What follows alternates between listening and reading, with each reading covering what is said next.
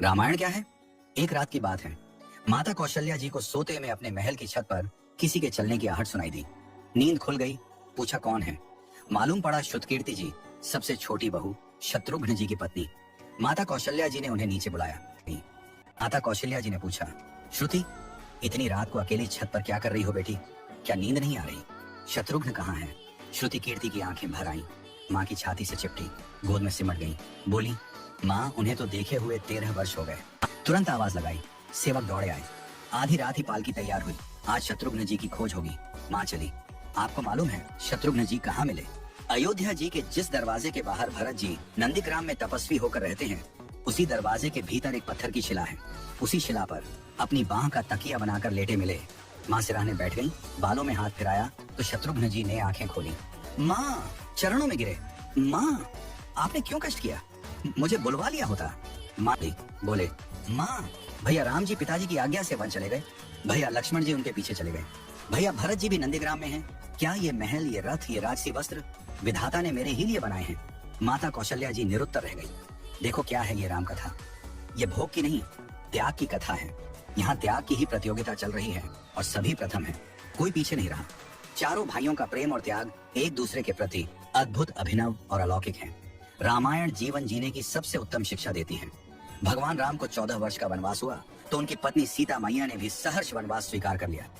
परंतु बचपन से ही बड़े भाई की सेवा में रहने वाले लक्ष्मण जी कैसे राम जी से दूर हो जाते? माता सुमित्रा से तो उन्होंने आज्ञा ले ली थी वन जाने की, परंतु जब पत्नी उर्मिला के कक्ष की ओर बढ़ रहे थे तो सोच रहे थे कि माँ ने तो आज्ञा दे दी, परंतु उर्मिला को कैसे समझाऊंगा, क्या बोलूंगा उनसे? यही सोच विचार करके लक्ष्मण जी जैसे ही अपने कक्ष में पहुंचे तो देखा कि उर्मिला जी आरती का थाल लेके खड़ी थी। मेरे कारण आपकी सेवा में कोई बाधा ना आए, इसलिए साथ जाने की जिद भी नहीं करूंगी। लक्ष्मण जी को कहने में संकोच हो रहा था, परंतु उनके कुछ कहने से पहले ही उर्मिला जी ने उन्हें संकोच से बाहर निकाल दिया। वास्तव में यही पत्नी का धर्म है। पति संकोच में पड़े उससे पहले ही पत्नी उसके मन की बात जानकर उसे संकोच से बाहर कर दे।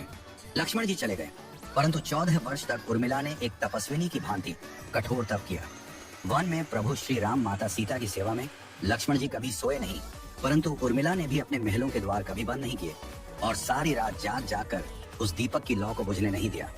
मेघनाथ से युद्ध करते हुए जब लक्ष्मण जी को शक्ति लग जाती है और हनुमान जी उनके लिए संजीवनी का पर्वत लेके लौट रहे होते हैं, तो बीच में जब हनुमान जी अयोध्या के ऊपर से गुजर रहे थे तो भरत जी उन्हें राक्षस समझकर बाण मारते हैं और हनुमान जी गिर जाते हैं। तब हनुमान जी सारा वृत्तांत सुनाते हैं कि सीता जी को रावण हर ले गया, लक्ष्मण जी युद्ध में मूर्छित हो गए हैं। ये सुनते ही कौशल्या जी कहती हैं कि राम को कहना कि लक्ष्मण के बिना अयोध्या में पैर भी मत रखें, राम वन में ही रहे।